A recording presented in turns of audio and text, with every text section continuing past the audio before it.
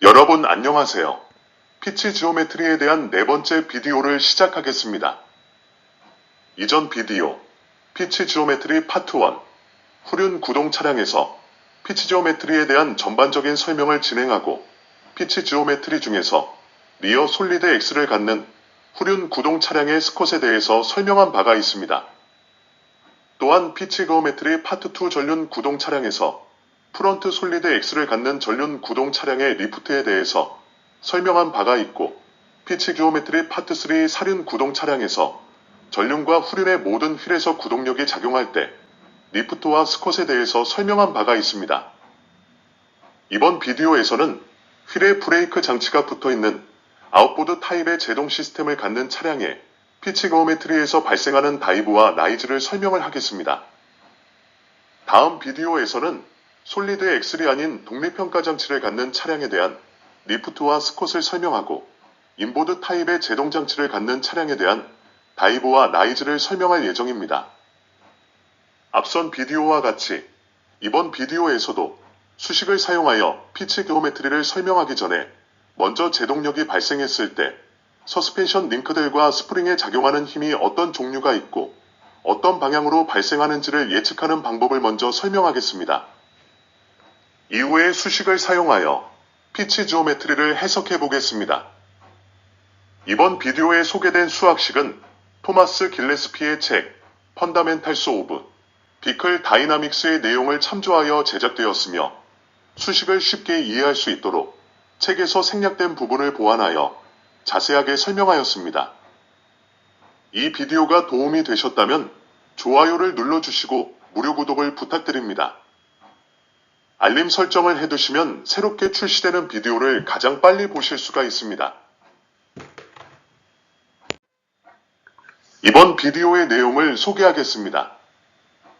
이번 비디오에서는 아웃보드 브레이크 시스템이 장착된 차량에 제동력이 작용할 때 피치 지오메트리를 분석하는 방법을 설명합니다. 먼저 수학적인 식을 사용하지 않고 차량 제동 시 피치 운동을 예측하는 방법을 설명하겠습니다. 차량 제동 시 후륜에서 전륜으로 하중 전달은 서스펜션 링크를 통해서 작용하는 힘과 스프링을 통해서 작용하는 힘으로 나눌 수 있습니다. 이들 중 스프링을 통해서 발생하는 수직 하중 전달량이 피치각을 계산하는 데 사용됩니다. 제동륜이 있는 서스펜션 링크들을 통해서 전달되는 수직 하중 전달량이 커지면 제동륜이 있는 서스펜션의 스프링을 통한 수직 하중 전달량이 감소합니다. 이후에 수학적 방법을 사용하여 피치 운동과 차량 자세를 분석하는 방법을 설명하겠습니다. 차량 제동에서 피치 운동은 전륜 제동력과 후륜 제동력의 비율에 따라 피치각이 달라집니다. 피치 운동의 지오메트리에 제동력이 작용했을 때 힘과 모멘트의 평형 방정식을 구하고 제로 피치각의 조건을 구하는 방법을 설명하겠습니다.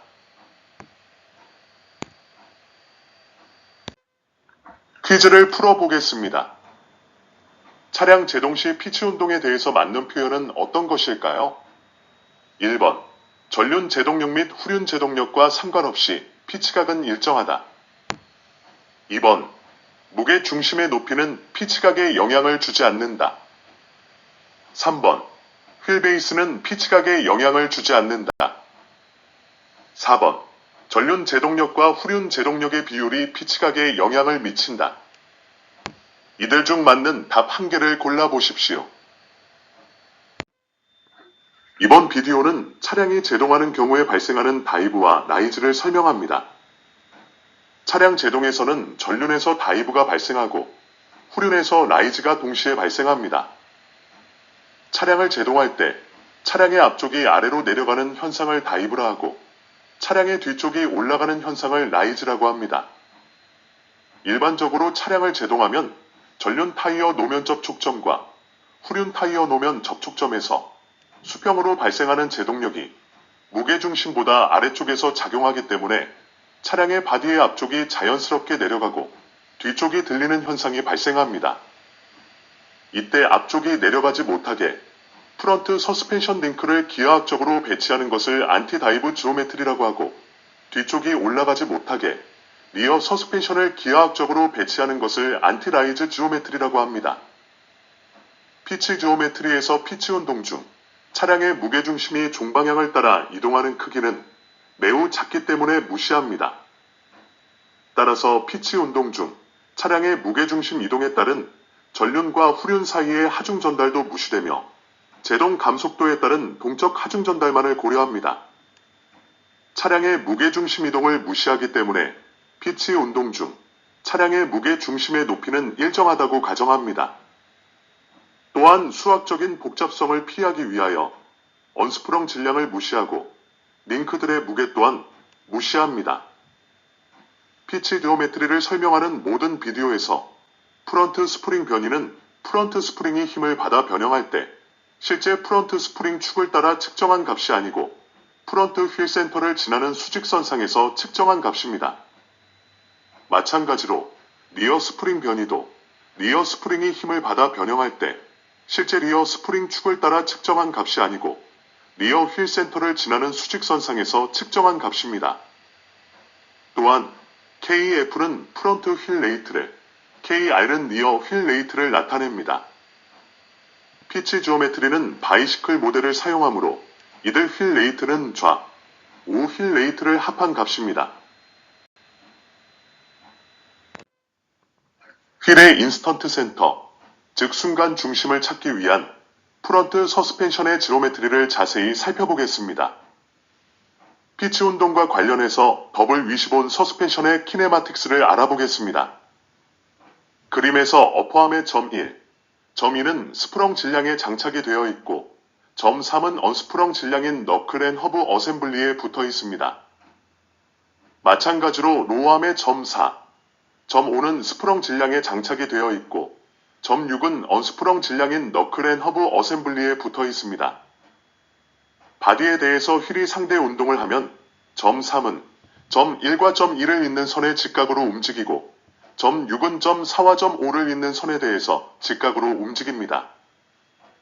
점 1, 점 2, 그리고 점 3의 세 점을 포함하는 평면이 해당 휠 센터를 포함하는 수직 종단면과 만나는 선을 찾고 다음에 점 4, 점 5, 그리고 점 6의 세 점을 포함하는 평면이 해당 휠 센터를 포함하는 수직 종단면과 만나는 선을 찾습니다.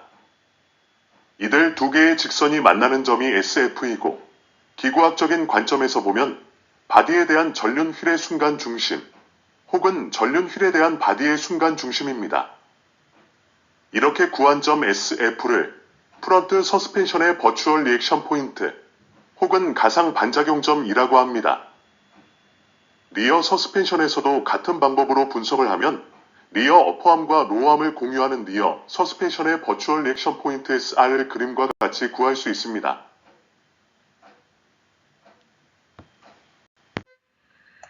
먼저 이번 비디오에서 사용할 물리량들에 대한 부호를 설명하겠습니다. 여기에 나오는 식들에 대한 자세한 설명은 뒷부분에서 나오기 때문에 여기에서는 힘과 모멘트의 방향에 따라 부호가 정해지는 방식에 집중하시기 바랍니다. 여기에 나타낸 차량의 로컬 좌표계는 차량의 진행 방향이 양의 X축 방향이고 차량의 위쪽 수직 방향이 양의 Z축 방향입니다. 따라서 오른손 법칙에 따라 스크린에서 나오는 쪽이 양의 Y축 방향입니다. 모든 분력들의 방향은 각 좌표축의 양의 방향과 일치하면 양의 값을 갖고 음의 방향과 일치하면 음의 값을 갖습니다. 모멘트의 부호는 플러스 Y축의 방향이 스크린에서 나오는 방향이기 때문에 차량의 왼쪽에서 차량을 보았을 때 시계 방향이면 마이너스이고 반시계 방향이면 플러스 값을 갖습니다. 여기에 나타낸 타이어에 작용하는 모든 힘들은 좌륜과 우륜의 힘들이 합쳐진 것입니다. 사륜 차량이 가속하는 경우에는 전륜 구동력 FXF와 후륜 구동력 FXR이 모두 X축, 양의 방향이므로 플러스 값을 갖습니다. 한편 차량이 가속하거나 감속할 때 수직 하중 전달량의 절대값은 C, D로 나타낼 수 있습니다. 차량 가속 시 지면 반력은 전륜에서 전체 수직 동하중 전달량 델타 W만큼 감소하고 후륜에서 수직 동하중 전달량 델타 W만큼 증가합니다. 전륜에서 감소하는 수직 동하중 전달량 델타 W는 양의 Z축 방향이므로 플러스 값을 갖고, 이 힘에 대한 노면 반력은 음의 Z축 방향이므로 마이너스 값을 갖습니다. 후륜에서 증가하는 수직 동화중 전달량 델타 W는 음의 Z축 방향이므로 마이너스 값을 갖고, 이 힘에 대한 노면 반력은 양의 Z축 방향이므로 플러스 값을 갖습니다. 전체 차량의 수직 하중은 차량 중량과 같아야 하므로 식CE와 같이 나타낼 수 있습니다. 또한 전륜 구동력과 후륜 구동력의 합은 차량 질량의 가속도를 곱한 값과 같아야 하므로 식 B를 얻을 수 있습니다. 계속해서 차량이 가속도 AX로 가속되는 동안에 전륜과 후륜의 지면 반력이 무게중심 CG에 대하여 발생시키는 모멘트를 구하면 식 A와 같이 나타낼 수 있습니다. 식 A는 차량이 주어진 가속도 AX로 가속될 때 모멘트 평형식을 나타내며 전체 모멘트의 합은 제로가 되어야 합니다. 차량이 제동할 경우에도 앞서 차량 가속 시 구한 식들을 똑같이 사용할 수 있습니다. 차량이 제동하는 경우에는 전륜 제동력 FXF와 후륜 제동력 FXR이 모두 음의 X축 방향이므로 마이너스 값을 갖고 AX 또한 감속도이기 때문에 마이너스 값을 갖습니다. 한편 차량 제동 시 수직 하중 전달량의 절대값은 C, D로 나타낼 수 있습니다. 차량 제동 시 지면 반력은 전륜에서 전체 수직 동화중 전달량 델타 W만큼 증가하고 후륜에서 수직 동화중 전달량은 델타 W만큼 감소합니다. 전륜에서 증가하는 수직 동화중 전달량 델타 W는 음의 Z축 방향이므로 마이너스 값을 갖고, 이 힘에 대한 노면 반력은 양의 Z축 방향이므로 플러스 값을 갖습니다. 전륜 수직 동화중 전달량이 앞서 가속시와 같이 플러스 부호를 갖는 이유는 제동시 가속도 AX가 마이너스 값을 갖기 때문입니다. 따라서 제동시 전륜의 전체 지면 반력은 수직 동화중만큼 증가합니다. 후륜에서 감소하는 수직 동화중 전달량 델타 W는 양의 Z축 방향이므로 플러스 값을 갖고, 이 힘에 대한 노면 반력은 음의 Z축 방향이므로 마이너스 값을 갖습니다. 후륜 수직 동화중 전달량이 앞서 가속시와 같이 마이너스 부호를 갖는 이유는 제동시 가속도 AX가 마이너스 값을 갖기 때문입니다.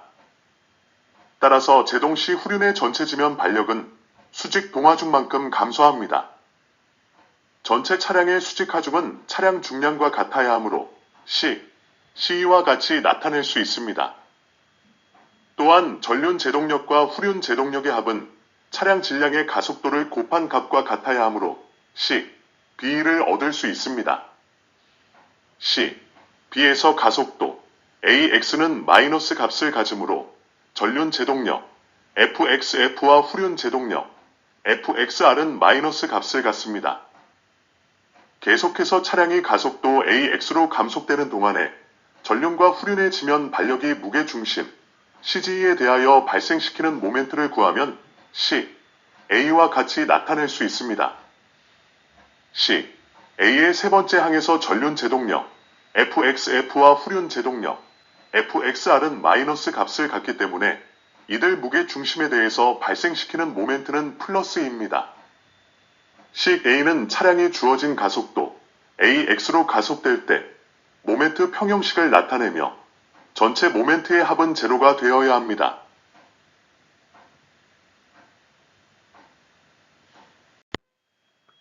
차량 제동 시 피치 운동을 분석하기 위해서는 서스펜션 링크들을 통해서 작용하는 수직 하중 전달량과 스프링을 통해서 작용하는 수직 하중 전달량을 프런트와 리어 서스펜션 모두에서 알아야 하기 때문에 프런트와 리어 피치 지오메트리를 분석해서 각각의 서스펜션에 대한 버추얼 리액션 포인트를 찾아야 합니다. 차량 제동 시 차량에 작용하는 힘은 차량의 모든 휠에서 발생하기 때문에 차량 제동 시 피치 운동은 사륜 구동 차량의 피치 운동을 분석하는 과정과 유사합니다. 차량이 제동할 때는 전륜과 후륜 타이어 모두에서 제동력이 발생하기 때문에 프런트 서스펜션과 리어 서스펜션 모두에 대한 피치 지오메트리를 분석해야 합니다.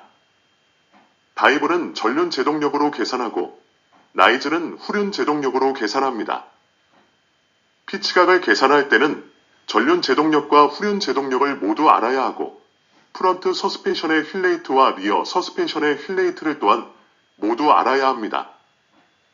피치각을 구하고 싶은 순간에 작용하는 전륜 제동력의 비율과 후륜의 비율을 차량 전체 제동력에 대하여 측정하거나 계산합니다. 전체 제동력에 대한 전륜 제동력의 비율을 그리스 문자 크사이로 나타냅니다.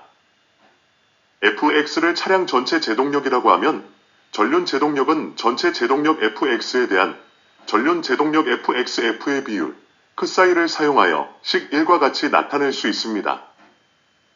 또한 후륜 제동력은 전체 제동력 fx에 대한 전륜 제동력 fxf의 비율 크사이를 사용하여 식 2와 같이 나타낼 수 있습니다. 전륜 제동력과 후륜 제동력을 합치면 전체 제동력이 되므로 식 1과 식 2를 합하면 식 3을 얻을 수 있습니다.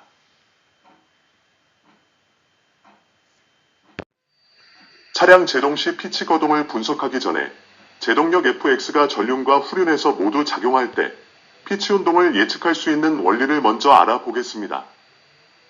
우리는 타이어 노면 접촉면에 제동력이 작용할 때 후륜에서 전륜으로 동적 수직 하중 전달이 발생한다는 것을 알고 있습니다.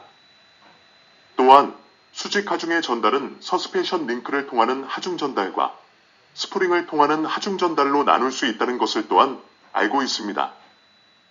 서스펜션 링크를 통해서 발생하는 수직 하중 전달량은 스프링 변이와 직접적인 관련이 있으며 라이드 하이트에 큰 영향을 줍니다. 왜냐하면 서스펜션 링크들을 통해서 발생하는 수직 하중 전달량이 커지면 스프링을 통해서 발생하는 수직 하중 전달량이 작아지고 서스펜션 링크들을 통해서 발생하는 수직 하중 전달량이 작아지면 스프링을 통해서 발생하는 수직 하중 전달량이 커지는 직접적인 영향이 있기 때문입니다. 다만 지난 비디오 HC0080 롤센터 파트 12 핸들링 영향편에서 차량의 터닝 거동을 설명한 내용과 같이 스태틱이 아닌 트랜지언트 거동에서는 서스펜션 링크를 통한 하중 전달이 스프링을 통한 하중 전달보다 빨리 나타납니다. 차량의 제동력이 작용할 때 피치각을 구하기 위해서는 전륜과 후륜에서 스프링을 통해서 작용하는 하중 전달량을 구해야 합니다. 먼저 전륜 제동력이 프런트 서스펜션 스프링에 발생시키는 수직 하중 전달량과 후륜 제동력이 리어 서스펜션 스프링에 발생시키는 수직 하중 전달량을 개별적으로 계산합니다. 이들의 계산 방법은 이전 비디오 H0081 피치그오메트리 파트 1에서 후륜 구동에 대한 내용을 설명하였고 H0082 피치그오메트리 파트 2에서 전륜 구동에 관한 내용을 설명하였는데 이들 내용에서 구동력의 방향을 반대로 하면 제동력이 됩니다. 이들 비디오에서 설명한 과정을 따라 후륜에 작용하는 제동력 FXR이 후륜 서스펜션 스프링을 통하여 발생시키는 수직 하중 전달량을 식 2의 제동력을 이용하여 계산하고 전륜에 작용하는 제동력 FXF가 전륜 서스펜션 스프링을 통하여 발생시키는 수직 하중 전달량을 식 1의 제동력을 이용하여 계산합니다. 이후에 이들 둘의 수직 하중 전달량들 각각에 해당하는 프런트 스프링 변이와 리어 스프링 변이를 구하면 이들 두 개의 변이로부터 차량 제동 시 피치각을 계산할 수 있습니다.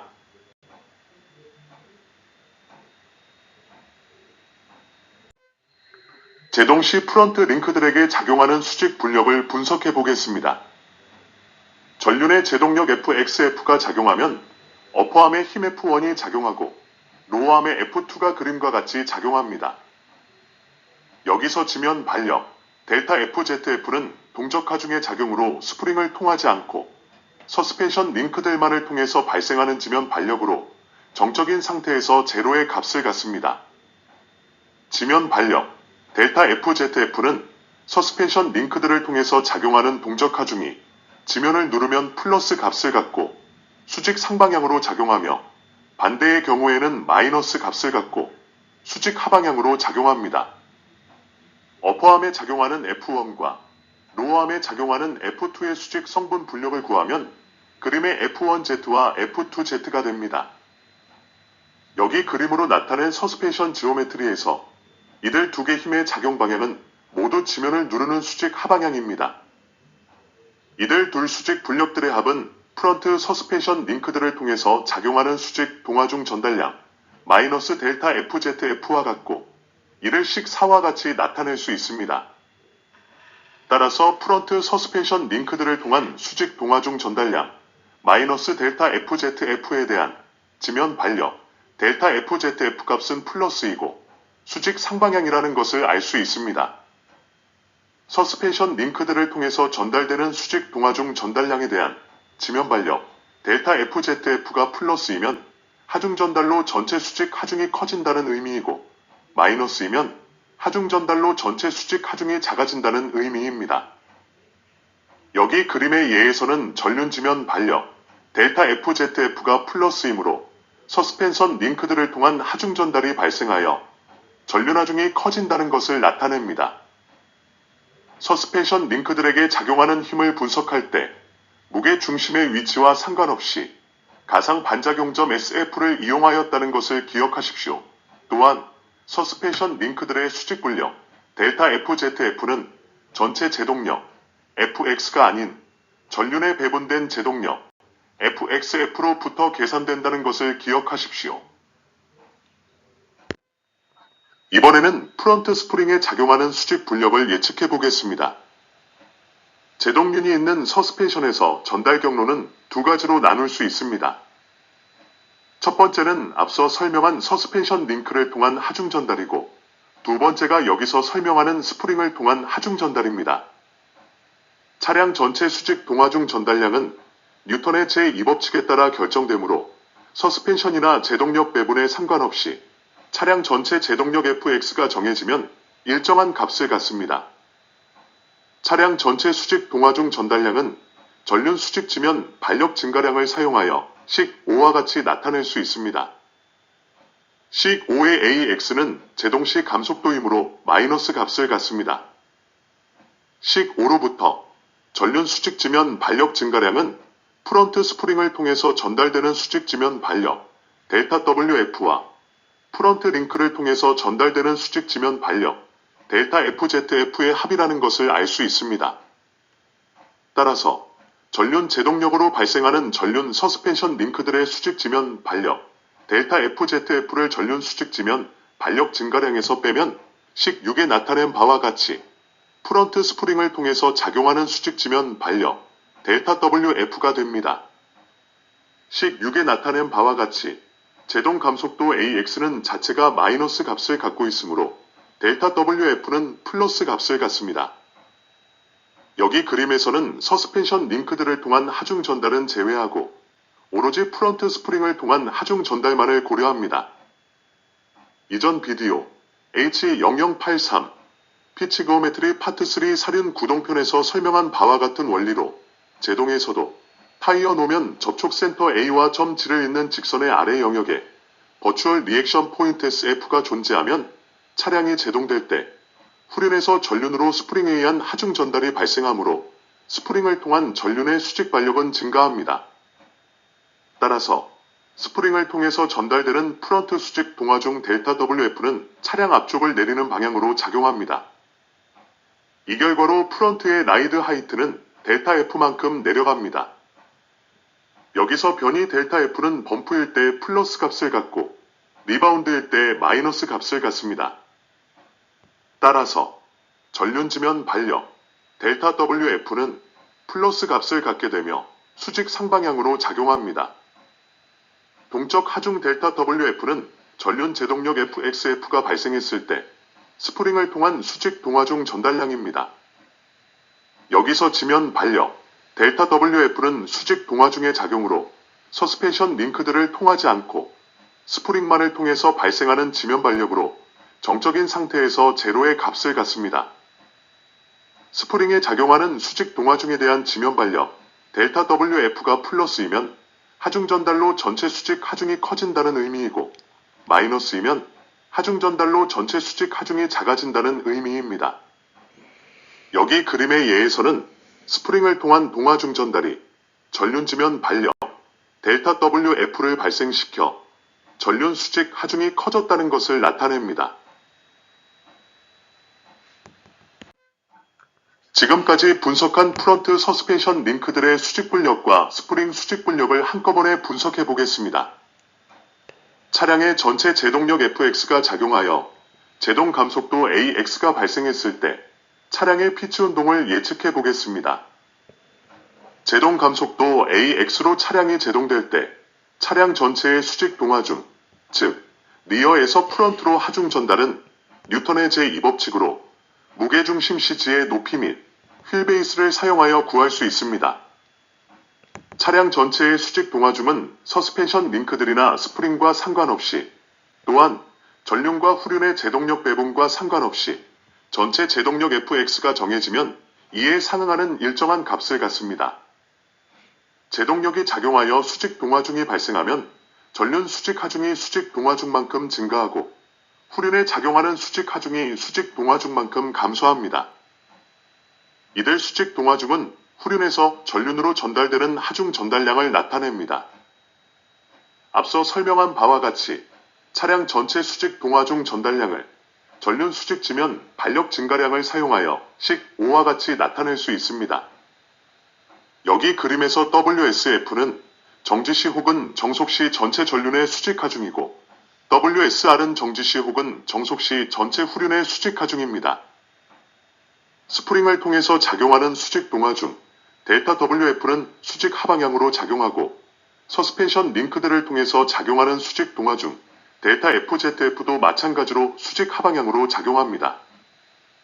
여기서 프런트 서스펜션 링크들의 수직 분력 델타 FZF는 앞서 설명한 바와 같이 전체 제동력 Fx가 아닌 전륜에 배분된 제동력 FXF로부터 계산된다는 것을 기억하십시오. 앞서 살펴본 바와 같이 이 그림의 예와 같은 서스펜션 지오메트리를 갖는 차량에서 전륜의 제동력이 작용하면 프런트 서스펜션 어퍼암과 로어암에 작용하는 링크들의 수직 분력도 수직 하방향으로 작용하고 스프링에 작용하는 스프링의 수직 분력도 또한 수직 하방향으로 작용합니다. 따라서 이 경우에 전륜에 작용하는 수직 동화중에 대한 지면 발력은 플러스이며 힘의 작용 방향이 수직 상방향이라는 것을 알 수 있습니다. 전체 수직 동화중 전달량은 스프링을 통한 하중 전달량 델타 WF에 서스펜션 링크들을 통한 하중 전달량 델타 FZF를 합한 값입니다. 전륜에서는 이들 전체 하중 전달량만큼 수직 하중이 증가합니다. 이어서 리어 서스펜션 링크들에 작용하는 수직 분력을 분석해 보겠습니다. 후륜의 제동력 FXR이 작용하면 어퍼암의 힘 F1이 작용하고 로어암의 F2가 그림과 같이 작용합니다. 여기서 지면 발력 델타 FZR은 동적 하중의 작용으로 스프링을 통하지 않고 서스펜션 링크들만을 통해서 발생하는 지면 발력으로 정적인 상태에서 제로의 값을 갖습니다. 지면 발력 델타 FZR은 서스펜션 링크들을 통해서 작용하는 동적 하중이 지면을 누르면 플러스 값을 갖고 수직 상방향으로 작용하며 반대의 경우에는 마이너스 값을 갖고 수직 하방향으로 작용합니다.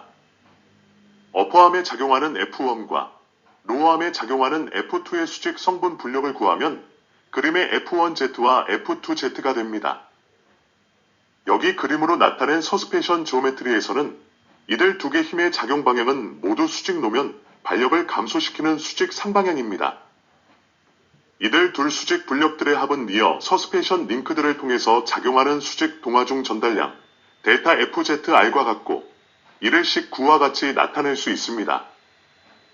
따라서 리어 서스펜션 링크들을 통한 수직 동화중 전달량 델타 FZR에 대한 지면 발력 마이너스 델타 FZR 값은 마이너스이고 수직 하방향이라는 것을 알 수 있습니다. 서스펜션 링크들을 통해서 전달되는 수직 동화중 전달량에 대한 지면 발력 델타 FZR이 플러스이면 하중 전달로 전체 수직 하중이 커진다는 의미이고 마이너스이면 하중 전달로 전체 수직 하중이 작아진다는 의미입니다. 여기 그림의 예에서는 후륜 지면 발력 델타 FZR이 마이너스이므로 서스펜션 링크들을 통한 하중 전달이 발생하여 후륜 하중이 작아진다는 것을 나타냅니다. 서스펜션 링크들에게 작용하는 힘을 분석할 때 무게 중심의 위치와 상관없이 가상 반작용점 SR을 이용하였다는 것을 기억하십시오. 또한 서스펜션 링크들의 수직 분력 델타 FZR은 전체 제동력 FX가 아닌 후륜에 배분된 제동력 FXR로부터 계산된다는 것을 기억하십시오. 이번에는 리어 스프링에 작용하는 수직 분력을 예측해 보겠습니다. 제동륜이 있는 서스펜션에서 전달 경로는 두 가지로 나눌 수 있습니다. 첫 번째는 앞서 설명한 서스펜션 링크를 통한 하중 전달이고, 두 번째가 여기서 설명하는 스프링을 통한 하중 전달입니다. 차량 전체 수직 동하중 전달량은 뉴턴의 제2법칙에 따라 결정되므로 서스펜션이나 제동력 배분에 상관없이 차량 전체 제동력 Fx가 정해지면 일정한 값을 갖습니다. 차량 전체 수직 동하중 전달량은 후륜 수직 지면 반력 감소량을 사용하여 식10과 같이 나타낼 수 있습니다. 식10의 AX는 제동시 감속도이므로 마이너스 값을 갖습니다. 식10으로부터 후륜 수직 지면 반력 감소량은 리어 스프링을 통해서 전달되는 수직 지면 반력 마이너스 델타 WR과 리어 링크를 통해서 전달되는 수직 지면 반력 마이너스 델타 FZR 합이라는 것을 알 수 있습니다. 따라서 후륜 제동력으로 발생하는 후륜 서스펜션 링크들의 수직 지면 반력 델타 FZR과 후륜 수직 지면 반력 감소량의 차이값이 리어 스프링에 작용하는 수직 지면 반력 마이너스 델타 WR이 됩니다. 식11에 나타낸 바와 같이 제동 감속도 AX는 자체가 마이너스 값을 갖고 있으므로 마이너스 델타 WR은 마이너스 값을 갖습니다. 여기 그림에서는 서스펜션 링크들을 통한 하중 전달은 제외하고 오로지 리어 스프링을 통한 하중 전달만을 고려합니다. 이전 비디오 H0083 피치 그오메트리 파트 3 사륜 구동편에서 설명한 바와 같은 원리로 제동에서도 타이어 노면 접촉 센터 B와 점 G를 잇는 직선의 아래 영역에 버추얼 리액션 포인트 SR이 존재하면 차량이 제동될 때 후륜에서 전륜으로 스프링에 의한 하중 전달이 발생하므로 스프링을 통한 후륜의 수직 반력은 감소합니다. 따라서 스프링을 통해서 전달되는 리어 수직 동하중 델타 WR은 차량 뒤쪽을 올리는 방향으로 작용합니다. 이 결과로 리어 라이드 하이트는 델타 R만큼 올라갑니다.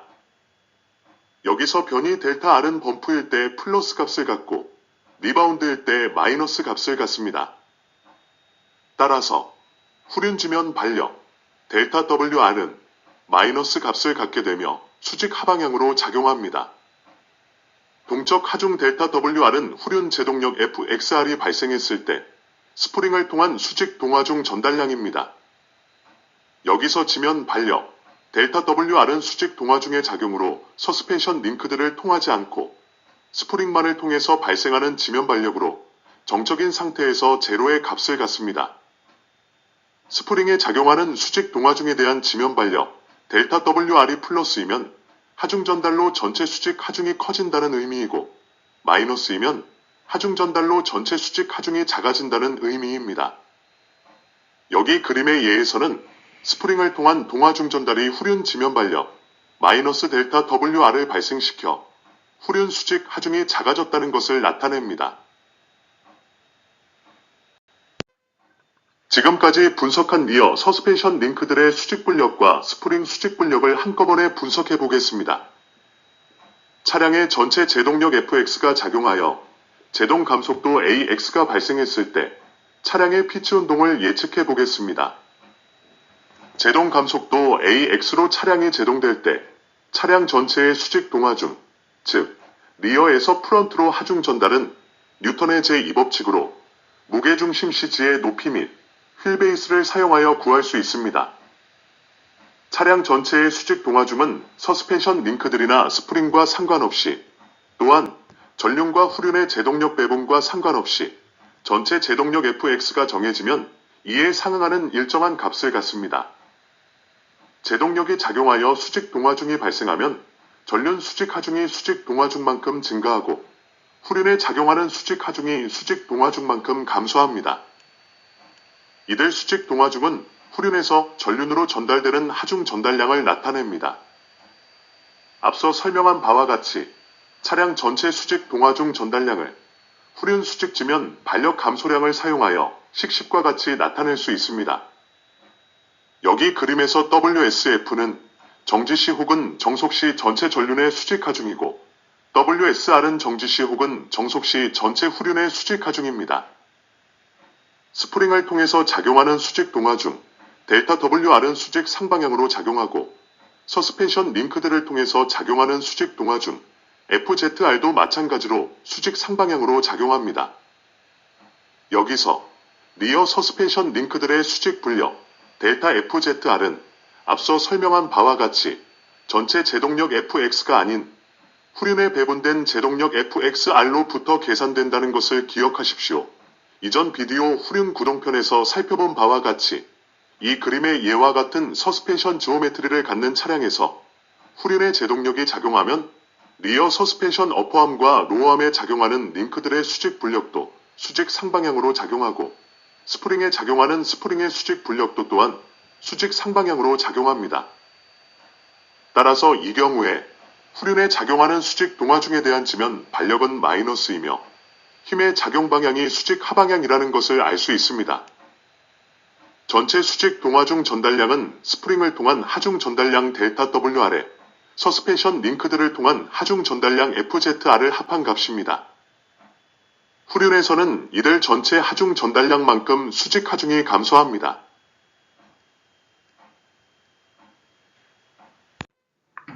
우리는 앞선 비디오 H0001 차량 동력학 중량 이동편에서 제동을 하는 자동차에 발생하는 힘들을 공부한 바가 있습니다. 이들 내용 중 제동 감속도 AX를 받는 차량에 대한 중량 이동을 리뷰해 보겠습니다. 그림과 식에 나타낸 모든 힘들 FXF, FZF, FXR, 그리고 FZR은 좌륜과 우륜의 힘이 합쳐진 힘을 나타냅니다. 차량의 수평 방향으로 작용하는 힘들의 평형으로부터 식 12를 구할 수 있고 수직 방향으로 작용하는 힘들의 평형으로부터 식 13을 구할 수 있습니다. 또한 차량의 무게중심 C를 중심으로 제동 시 발생하는 모든 힘들에 대한 모멘트 평형으로부터 식 14를 얻을 수 있습니다. 식 12에서 AX는 차량을 가속할 때 플러스 값을 갖고 차량을 제동할 때 마이너스 값을 갖습니다. 이렇게 AX를 정의하면 차량의 가속과 제동에서 똑같은 식을 사용할 수 있습니다. 이번 비디오에서는 제동하는 차량의 피치 지오메트리를 설명하므로 이번 비디오에 나오는 모든 AX 값은 자체로 마이너스 값을 갖는다는 것을 기억하십시오. 감속도 AX가 마이너스 값을 가지므로 전륜 제동력 FXF와 후륜 제동력 FXR도 자체로 마이너스 값을 갖습니다. 이들 3개의 식으로부터 제동 시 전륜에 작용하는 수직힘 FZF를 식 15와 같이 구할 수 있고 후륜에 작용하는 힘 FZR을 식 16과 같이 구할 수 있습니다. 식 15의 우변 첫 번째 항은 정상 상태에서 전륜에 작용하는 하중이고 두 번째 항은 감속도 AX가 마이너스 값을 갖기 때문에 제동 시 전륜의 무게가 증가하는 동적 하중을 나타냅니다. 마찬가지로 식 16의 우변 첫 번째 항은 정상 상태에서 후륜에 작용하는 하중이고 두 번째 항은 감속도 AX가 마이너스 값을 갖기 때문에 제동 시 후륜의 무게가 감소하는 동적 하중을 나타냅니다. 프런트 제동륜에 대하여 전륜 휠센터 기준으로 프런트 스프링 변이 델타 F를 구해보겠습니다. 이를 위해서 전륜 제동력 FXF와 수직 동화중 그리고 프런트 스프링에 작용하는 힘의 변동량 델타 WF의 관계를 구할 필요가 있습니다.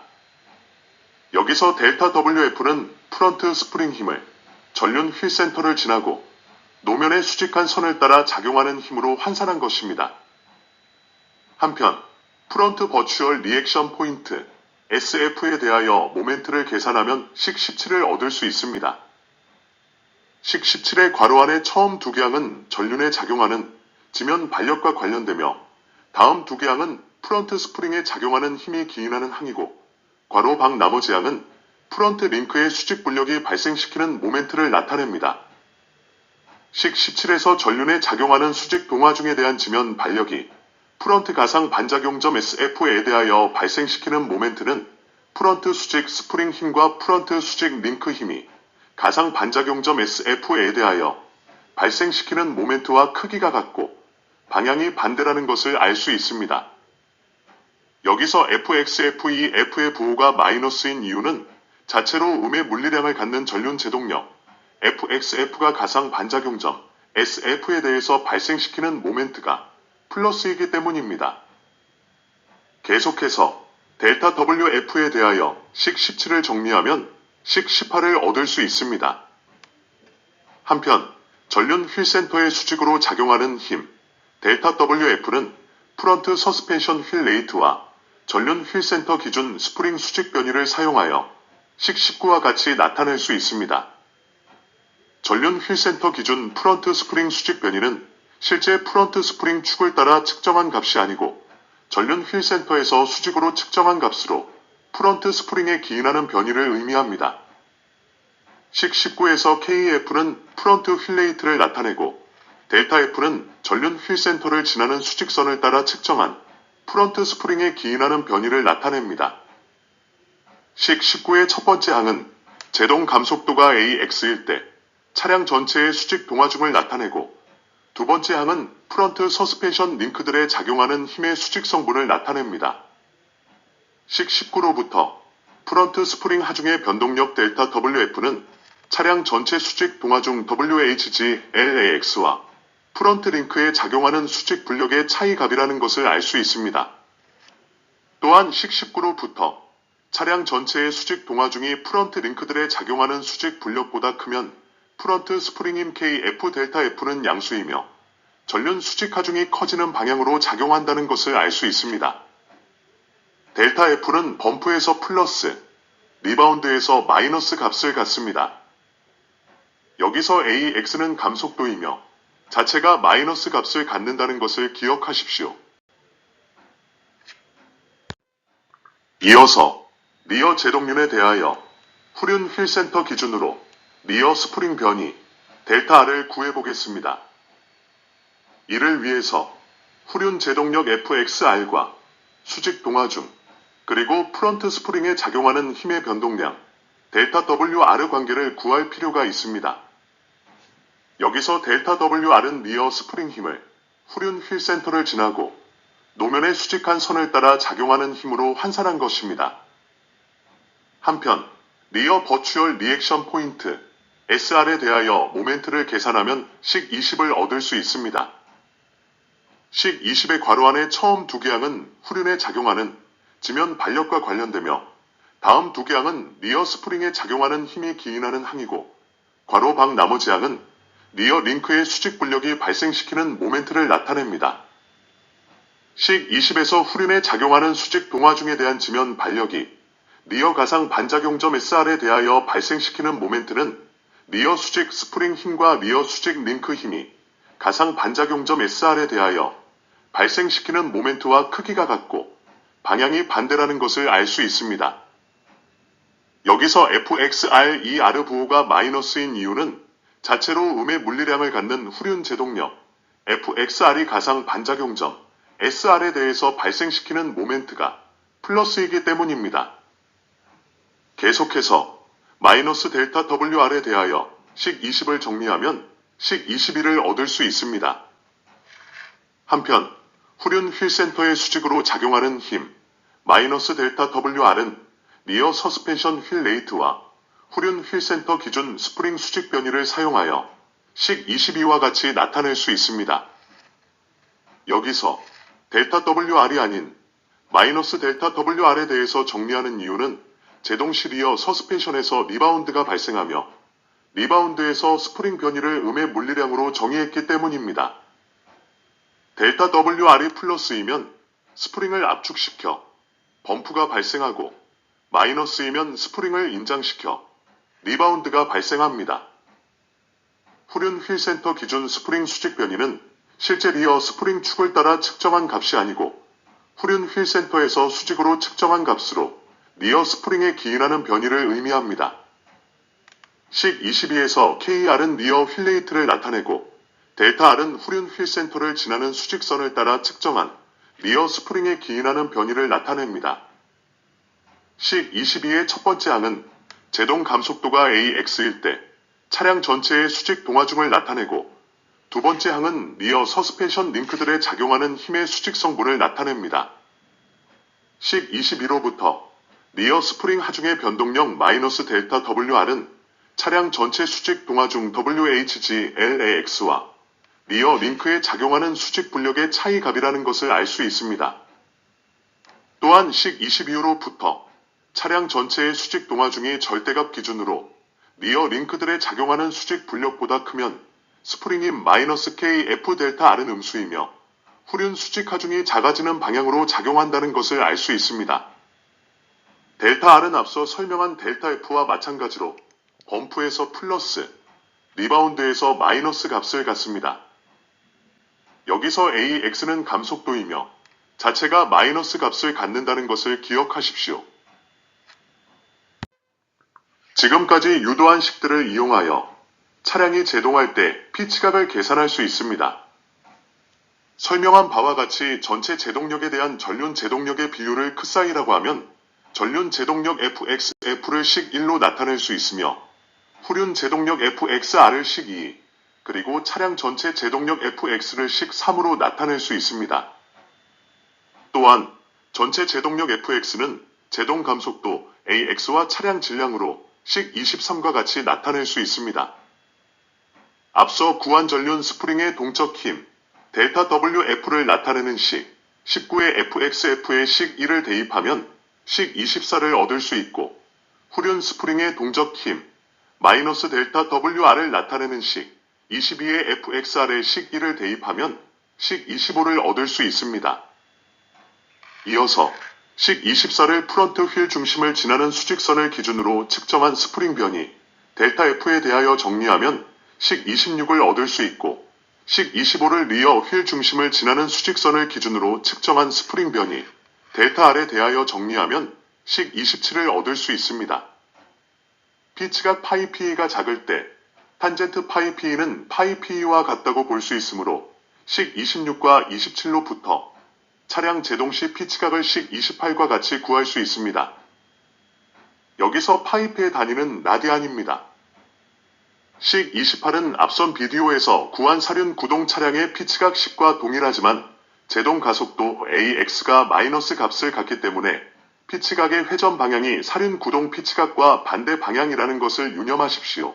식 28의 오른편 괄호 안의 첫 번째 항은 수직 동하중 전체가 리어 스프링에 작용했을 때 리어 스프링 변이와 관련된 항목이고, 두 번째 항은 후륜 제동력이 리어 서스펜션 링크에 발생시키는 힘의 영향으로 감소하는 리어 스프링 변이와 관련된 항목입니다. 리어 스프링에 작용하는 힘은 전체 수직 동하 중에서 서스펜션 링크의 힘을 뺀 값이므로 첫 번째 항과 두 번째 항의 합은 수직 하방향의 리어 스프링 변이 델타 R을 휠베이스 L로 나눈 값을 나타냅니다.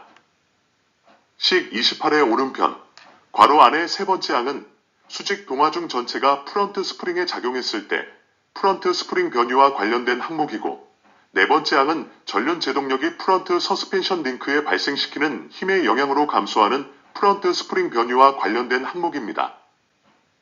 프런트 스프링에 작용하는 힘은 전체 수직 동하 중에서 서스펜션 링크의 힘을 뺀 값이므로 식 28의 오른편 세 번째 항과 네 번째 항의 합은 수직 하방향의 프런트 스프링 변이 델타 F를 휠베이스 L로 나눈 값을 나타냅니다. 앞서 구한 식 28로부터 제동 시 피치각을 다양한 경우에 응용할 수 있습니다. 식 28에서 크사이가 1이면 전륜만 제동할 때 피치각을 나타내고, 제로이면 후륜만 제동할 때 피치각을 나타냅니다. 따라서 식 28의 전체 제동력에 대한 전륜 제동력의 비 크사이가 1이면 식 28은 식 29가 됩니다. 식 29는 전륜 구동 차량의 피치각을 나타내는 식과 동일합니다. 다만 가속도 AX의 값이 제동에서는 음수입니다. 다음에 크사이가 제로이면 식 28은 식 30이 됩니다. 식 30은 후륜 구동 차량의 피치각을 나타내는 식과 동일합니다. 다만 전륜 제동과 마찬가지로 가속도 AX의 값이 제동에서는 음수입니다. 이 과정을 자세히 살펴보겠습니다. 식 28의 크사이 값의 1을 대입하면 식 28에서 괄호 안에 두 번째 항이 제로가 되므로 식 28은 식 29가 됩니다. 식 29는 앞선 비디오 식 0082 피치지오메트리 파트 2 전륜 구동 차량에서 구한 바가 있는 피치각식과 동일합니다. 다만 가속도 AX의 값이 제동에서는 음수입니다. 한편 식 28의 크사이 값에 제로를 대입하면 식 28에서 괄호 안에 네 번째 항이 제로가 되므로 식 28은 식 30이 됩니다. 식 30은 앞선 비디오 식 0081 피치지오메트리 파트 1 후륜 구동 차량에서 구한 바가 있는 피치각식과 동일합니다. 다만 가속도 AX의 값이 제동에서는 음수입니다. 식 28에서 프런트 휠레이트와 리어 휠레이트가 같고 가상 반작용점을 나타내는 프런트와 리어 서스펜션 지오메트리가 같은 값을 갖는다면 식 28로 나타낸 차량 제동 시 피치각은 식 31과 같이 나타낼 수 있습니다. 이 경우 피치각 제로의 조건은 식 32와 같이 나타낼 수 있습니다. 차량 제동 시 피치각 식 31은 앞선 비디오에서 설명한 바 있는 프런트 휠레이트와 리어 휠레이트가 동일한 경우에 전륜 구동, 후륜 구동 및 사륜 구동 차량의 피치각을 나타내는 식과 동일하다는 것을 알 수 있습니다. 차량 제동 시 피치각 제로 조건을 나타내는 식 31은 프런트 휠레이트와 리어 휠레이트가 동일하고 가상 반작용점을 나타내는 프런트와 리어 서스펜션 지오메트리가 같은 값을 갖는다면 전륜 구동 차량과 후륜 구동 차량의 피치각 제로의 조건을 나타내는 식과 동일합니다. 다만 가속도 AX의 값이 제동에서는 음수입니다. 식 31과 식 32에서 나타낸 바와 같이 프런트 휠레이트와 리어 휠레이트가 같고 가상 반작용점을 나타내는 프런트와 리어 서스펜션 지오메트리가 같은 값을 갖는다면 제동력 배분 계수 크사이는 피치각 계산에 영향을 미치지 않는다는 것을 알 수 있습니다. 이번에는 차량 제동 시 피치각 제로의 조건을 식 28로부터 직접 찾아보겠습니다. 피치각이 제로가 되기 위해서는 식 28의 괄호 안에 수식이 제로가 되어야 합니다. 식 28로부터 피치각 제로의 조건을 구할 수 있습니다. 식 28의 처음 두 개 항목은 리어 서스펜션과 관련된 항목들이고 마지막 두 개 항목은 프런트 서스펜션과 관련된 항목입니다. 식 28의 괄호 안의 수식 중 리어 서스펜션과 관련된 처음 두 개의 항목들의 합이 제로가 되고 프런트 서스펜션과 관련된 마지막 두 개 항목들의 합이 제로가 되면 식 28의 괄호 내의 수식 전체가 제로가 되므로 피치각은 제로가 됩니다. 먼저 피치각 제로를 만족하는 리어 서스펜션의 조건은 식 28의 괄호 안의 수식 중 처음 두 항목들의 합이 제로가 되어야 하므로 식 33과 같이 나타낼 수 있습니다. 다음에 피치각 제로를 만족하는 프런트 서스펜션의 조건은 식 28의 괄호 안의 수식 중 마지막 두 항목들의 합이 제로가 되어야 하므로 식 34와 같이 나타낼 수 있습니다. 계속해서 프런트 휠레이트와 리어 휠레이트가 같고 가상 반작용점을 나타내는 서스펜션 지오메트리가 같은 값을 갖는다면 식 33으로 나타낸 리어 서스펜션의 피치각 제로 조건은 식 35로 나타낼 수 있고 식 34로 나타낸 프런트 서스펜션의 피치각 제로 조건은 식 36으로 나타낼 수 있습니다.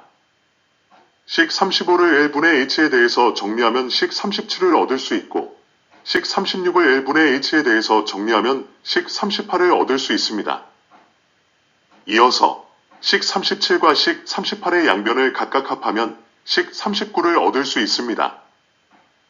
마지막으로 식 39를 d2분의 2에 대해서 정리하면 식 40을 얻을 수 있습니다. 식 40의 결과는 식 28의 괄호 안의 수식 전체로부터 계산한 앞서의 결과인 식 32와 동일하다는 것을 알 수 있습니다. 또한 앞서의 식 31에서 설명한 바와 같이 프런트 휠레이트와 리어 휠레이트가 같고 가상 반작용점을 나타내는 프런트와 리어 서스펜션 지오메트리가 같은 값을 갖는다면 제동력 배분 계수 크사이는 피치각 계산에 영향을 미치지 않는다는 것을 알 수 있습니다. 퀴즈에 대한 답을 찾아보겠습니다. 차량 제동 시 피치 운동에 대해서 맞는 표현을 어떤 것일까요? 1번. 전륜 제동력 및 후륜 제동력의 비율에 따라 피치각은 달라집니다. 2번. 무게 중심의 높이는 피치각에 영향을 줍니다. 3번. 휠베이스는 피치각에 영향을 줍니다. 4번. 전륜 제동력과 후륜 제동력의 비율이 피치각에 영향을 미칩니다. 4번이 맞는 답입니다. 이번 비디오의 내용을 요약해 보겠습니다. 차량 제동 시 피치 그로메트리를 설명하였습니다. 제동 시 차량에서는 다이브와 라이즈가 동시에 발생합니다. 다이브는 차량이 제동할 때 전륜 제동력으로 차량의 앞쪽이 아래로 내려가는 현상입니다. 라이즈는 차량이 제동할 때 후륜 제동력으로 차량 뒤쪽이 위로 올라가는 형상입니다. 타이어 노면 접촉면에서 수평으로 발생하는 제동력이 무게중심보다 아래쪽에서 작용하기 때문에 차량의 바디의 앞쪽이 자연스럽게 내려가고 뒤쪽이 들리는 현상입니다. 안티다이브 지오메트리는 프런트 제동륜으로 제동할 때 차량 앞쪽이 내려가지 못하게 프런트 서스펜션 링크를 기아 앞쪽으로 배치하는 것을 의미하고, 안티라이즈 지오메트리는 리어 제동륜으로 제동할 때 차량 뒤쪽이 올라가지 못하게 리어 서스펜션 링크를 기아 앞쪽으로 배치하는 것을 의미합니다. 피치 운동의 분석에서 수학적인 복잡성을 피하기 위하여 다음과 같은 가정이 필요합니다. 피치 운동 중 차량의 무게중심이 종방향을 따라 이동하는 크기는 매우 작기 때문에 무시합니다. 언스프렁 질량과 링크들의 질량은 무시합니다. 제동 감속도에 따른 동적 하중 전달만을 고려합니다. 차량의 무게중심의 높이는 일정하다고 가정합니다. 가상 반작용점, 즉 버추얼 리액션 포인트는 기구학적인 관점에서 보면 바디에 대한 해당 휠의 순간 중심 혹은 해당 휠에 대한 바디의 순간 중심입니다. 휠에 존재하는 임의의 점에서 가상 반작용 점을 지나는 모든 힘들은 휠 혹은 스프렁 질량을 회전시키지 못합니다. 프런트 아웃보드 브레이크에서 전륜 제동력이 작용하면 가상 반작용 점이 전륜보다 뒤에 있는 경우에 가상 반작용 점이 높아질수록 프런트 라이드 하이트가 높아집니다. 리어 아웃보드 브레이크에서 후륜 구동력이 작용하면 가상 반작용 점이 후륜보다 앞에 있는 경우에 가상 반작용 점이 높아질수록 리어 라이드 하이트가 낮아집니다. 차량 제동 시 피치 그로메트리에 대하여 설명하였습니다. 차량이 제동할 때는 전륜과 후륜 타이어 모두에서 제동력이 발생하기 때문에 프런트 서스펜션과 리어 서스펜션 모두에 대한 피치 그로메트리를 분석해야 합니다. 계속해서 차량 제동 시 피치 그로메트리에 대한 내용입니다. 다이브는 전륜 제동력으로 계산하고 라이즈는 후륜 제동력으로 계산합니다.